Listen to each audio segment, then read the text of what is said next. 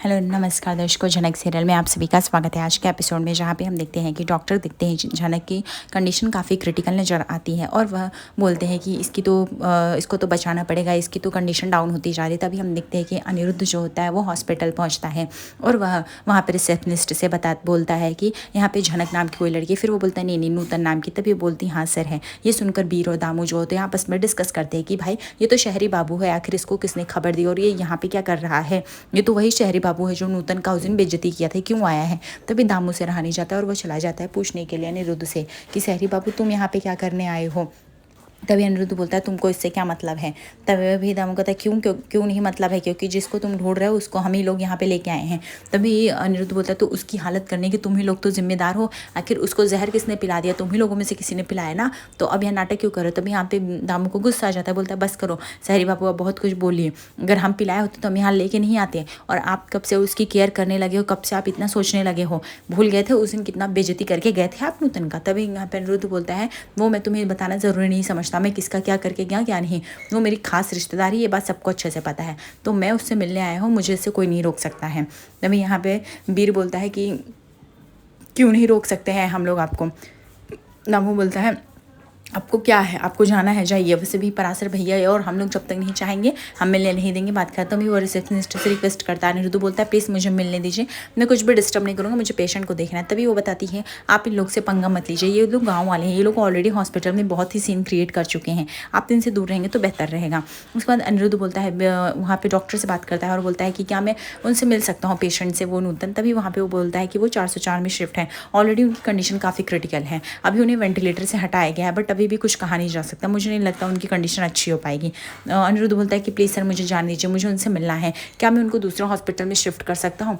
तभी यहाँ पे पराशर आता है। पराशर बोलता है क्यों बाबू आपको दूसरा हॉस्पिटल में शिफ्ट करना है, क्या मैं जान सकता हूँ किस लिए, और बड़े देर कर दिया आप आने में, अगर यही काम करना था तो पहले क्यों नहीं किए, पहले क्यों नहीं नूतन को लेके गए। तभी यहाँ पे अनिरुद्ध बोलता है कि मुझे क्या पता था कि तुम लोग उसके साथ ये सब कर दोगे, मुझे लगा वो यहाँ पे है, सेफ है, मुझे नहीं पता था उसकी जान के पीछे इतने सारे लोग पड़े रहेंगे, लेकिन ये जिसने भी किया मैं उसे नहीं छोड़ूंगा। पराशर बोलता है कि पहली बात तो ये शहरी बाबू, उस दिन अगर तुमको इतना ही फिक्र था तो तुम उसका बेइज्जती करके क्यों गया। अनिरुद्ध बोलता है वो मेरा पर्सनल मैटर है, वो मैं बताना ज़रूरी नहीं समझता, लेकिन ये उसकी हालत किसकी वजह से हुई।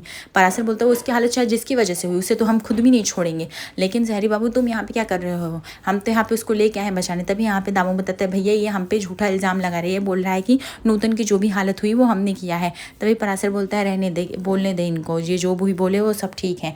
तभी अनिरुद्ध बोलता है कि क्यों, क्या गलत बोल दिया मैंने, आज उसकी अगर ये हालत है तो तुम ही लोग जिम्मेदार हो ना, तुम ही लोगों में से किसी ने तो जहर पिलाया होगा फिर यहाँ पे लाए हो। तभी पराशर बोलता है शहरी बाबू माना कि हम पढ़े लिखे नहीं, लेकिन इतनी तो समझ है इंसानियत के नाते। हाँ अगर इतना ही फिक्र था तो 5 साल पहले जब वो हमको मिली थी एक बच्ची के साथ, उसको अकेला क्यों छोड़ दिया था, क्यों बताओ, उससे शादी नहीं किया ना उसको साथ रखा, और आज अब वापस से अचानक से तुमको क्यों आना पड़ा, अभी तो कुछ दिन पहले उसकी बेइज्जती करके चले गए थे। तभी अनिरुद्ध बोलता है मुझे तुम लोगों को कोई सफाई नहीं देनी, मुझे सिर्फ और सिर्फ झनक से मिलना है, उससे ज़्यादा मैं कुछ नहीं जानता। तभी यहाँ पे फिर बोलता है तुमको समझ में नहीं आता है, तुम हमारे पराशर भी ऐसे बात करोगे। तभी यहाँ पे झनक अनिरुद्ध बोलता है पहली बात तो तू शांत रह, मैं तुझसे बात नहीं कर रहा हूँ, तुमको बीच में बोलने के लिए किसने बोला है, और वैसे भी तुम लोग सबको कंट्रोल करना जानते हो ना, मैं चाहिए तो पुलिस कंप्लेंट भी कर सकता हूँ। तभी यहाँ पे पराशर बोलता है ये बड़े लोगों का यही है, जब देखो तब पुलिस कंप्लेंट की धमकी देने लगते हैं। तभी यहाँ पे पराशर बोलता है कि अनिरुद्ध बोलता है मैं कोई धमकी नहीं दे रहा हूँ, लेकिन तुम लोग दायरे में रहना कहाँ जानते हो। तभी यहाँ पे वो डॉक्टर समझाता है प्लीज़ सर आप इन लोग के मुँह मत लगिए, चलिए मैं लेके चलता हूँ, आपको पेशेंट को दिखाता हूँ। यह सुनकर पराशर बोलता है क्या पार्शियलिटी चल रही है, हम लोगों को तुम कह के बात करता हो, शहर से आए हुए लोगों को सर बोलता है।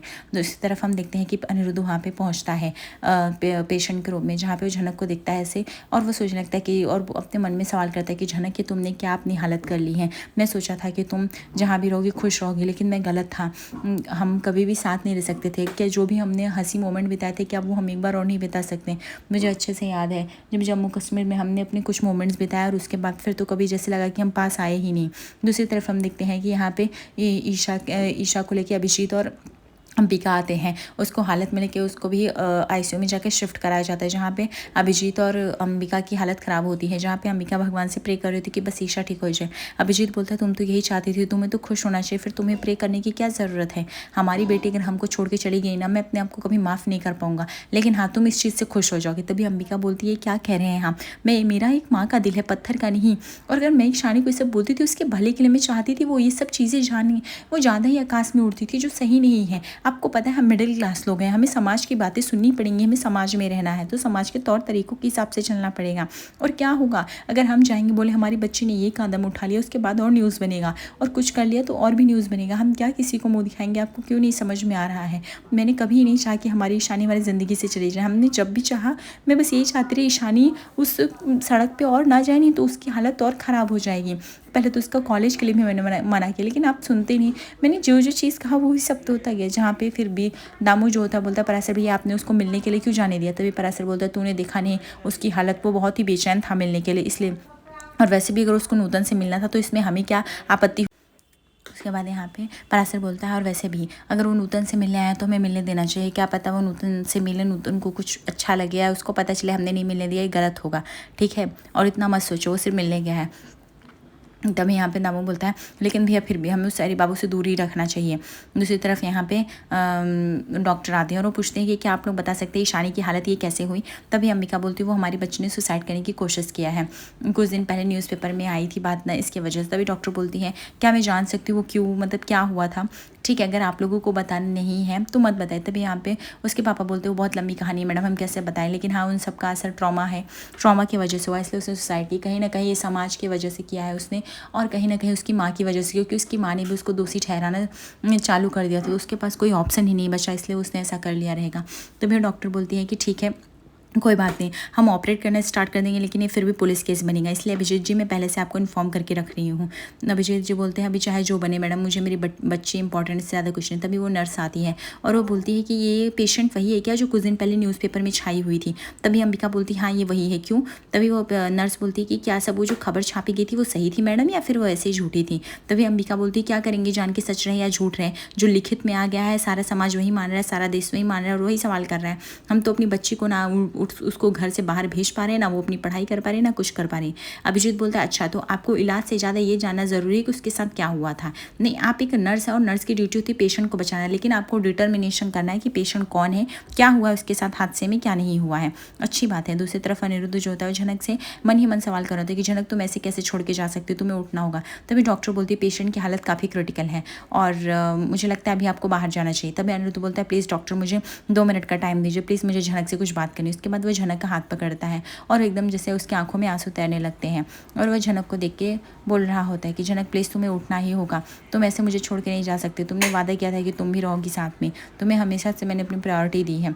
दूसरी तरफ हम देखते हैं पराशर जो होता है वो गेट के बाहर से सब कुछ देख रहा होता है, उसको सच में पता चल जाता है कि अनिरुद्ध और झनक सच में एक दूसरे से प्यार करते हैं और वो लोग एक दूसरे के लिए ही बने हैं। जहाँ पे डॉक्टर बोलती है कि आप अभी बाहर जाइए क्योंकि पेशेंट का हार्ट बीट बहुत तेज़ी से हो रहा है, वो पेशेंट आपको सुन पा रहे हैं लेकिन वो रिस्पॉन्स नहीं कर पा रहे, बट आपको बाहर जाना पड़ेगा। उसके बाद वो अनिरुद्ध को बाहर भेज देते हैं। अनिरुद्ध जो होता है काफ़ी बेचैन होता है और चिंतित होता है। तभी पराशर उसको बोलता है कि क्या हुआ शहरी बापू, कुछ सोच रहे हो, टेंशन में हो? तभी अनिरुद्ध बोलता है मेरे लिए झनक को बचाना बहुत इंपॉर्टेंट है, मेरे लिए झनक से बढ़कर कोई भी नहीं, इसलिए मैं झनक को बचाऊंगा। तभी पराशर बोलता है अगर तुमने झनक को यानी नूतन को बचा लिया तो शहरी बाबू तुम जो मांगोगे वो मैं दूंगा, लेकिन जो मेरे औकात में होगा वो, जो नहीं होगा वो नहीं। अनिरुद्ध बोलता है सच में क्या तुम मुझे झनक को हमेशा के लिए अपने से दूर रखोगे, मुझे ले जाने दोगे उसको शहर में, उसको अपने साथ ले जाना चाहता हूँ। पराशर बोलता है ये क्या कर दिया तुमने, हमारी उसकी जान के बदले हमारी जान मांग लिया, बट कोई नहीं, अगर वो खुश है और उसकी जान बच जाती है तो हमें इससे ज़्यादा कुछ नहीं चाहिए। तभी अनिरुद्ध जो होता है बोलता है ठीक है, ये कह के वहाँ चला जाता है। तभी नर्स बोलती नहीं नहीं ऐसा कुछ भी नहीं, वो बस मैं देख रही थी कि वही पेशेंट है कि नहीं, वैसे ऐसे क्या हो गया था, वो गाँव में ऐसा क्या होता है? तभी अभिजीत बोलता है बस करिए, आपकी ड्यूटी एक नर्स की है, हॉस्पिटल में आपको यही काम करना चाहिए, किसी के पर्सनल लाइफ से सवाल नहीं। तभी डॉक्टर उसको डांटते हैं नर्स को और बोलती नर्स जाके आप अपना काम कीजिए। और यहाँ पे वो डॉक्टर जो होती है अभिजीत को समझाती है देखिए अभिजीत जी आप ऐसे हार नहीं मान सकते, लोगों का काम है बोलना और वो बोलेंगे, ये सब कुछ दिनों की बात है, तो इसके बाद सब लोग भूल जाएंगे कि क्या हुआ था क्या नहीं, लेकिन आप अपनी बेटी का पूरा ध्यान रखिए, उसको मोटिवेट करते रहिए, उसको हर चीज़ के लिए अग्रसर करिए, उसे बढ़ाइए, उसको कहिए वो सब काम करने के लिए ताकि उसका मन खुश रहे। और अगर आप लोग ही ब्लेम करते रहेंगे तो बच्ची तो अपना दम तोड़ ही देगी। अंबिका बोलती लेकिन कैसे करें, हम भी तो उसी समाज में जीते ना मैडम, ये बात आप अच्छे से समझ रहे, लेकिन अब ये हमसे नहीं होता है। दूसरी तरफ हम देखते हैं कि यहाँ पे पराशर बेदामू सभी लोग बाहर वेट कर रहे होते हैं।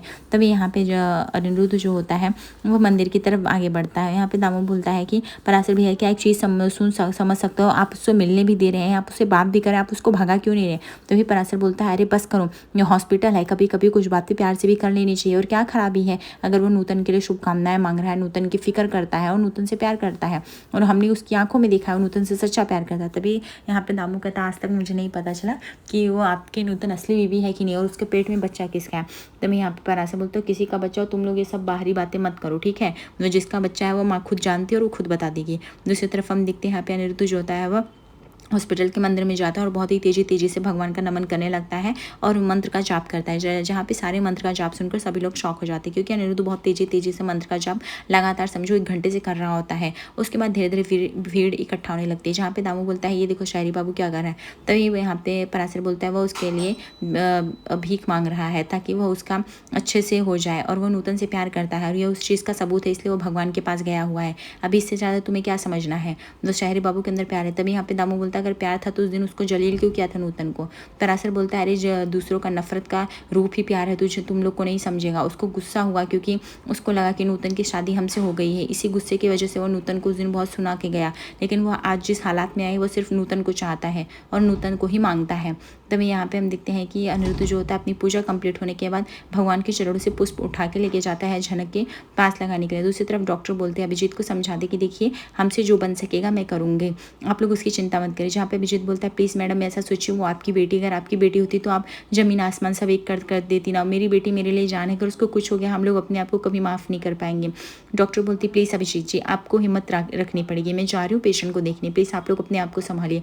दूसरी तरफ हम देखते हैं यहाँ पे पराशर और सारे उसके दोस्त और हॉस्पिटल वाले इकट्ठा हो जाते हैं जहाँ पे अनिरुद्ध के पास। तभी यहाँ पे पराशर बोलते हैं सहरी बाबू कहाँ जा रहे हो। तभी यहाँ पे पराशर अनिरुद्ध बोलता है कि तुम्हें हर बात बताना ज़रूरी है क्या, मैं कहाँ जा रहा हूँ क्या नहीं। तभी यहाँ पे वीर बोलता है ये देखो या अकड़ के हमेशा बात करता है।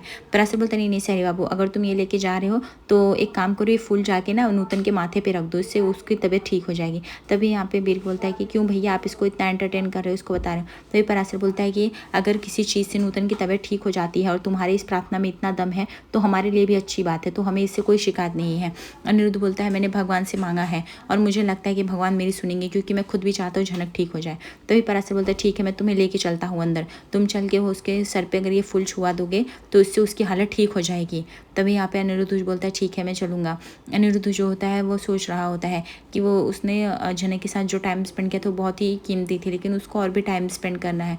उसके बाद झनक के पास जा ही रहा था अनिरुद्ध, तभी वो नर्स निकलती है और वो मना करती है, बोलती है आप लोग बार बार ऐसे ओटी में आ जा नहीं सकते, आपको पता होना चाहिए पेशेंट का कंडीशन क्रिटिकल है और ऐसे ही अलाउड नहीं होता, लेकिन आप लोगों ने बहुत बार इंटरफेयर कर चुके हैं।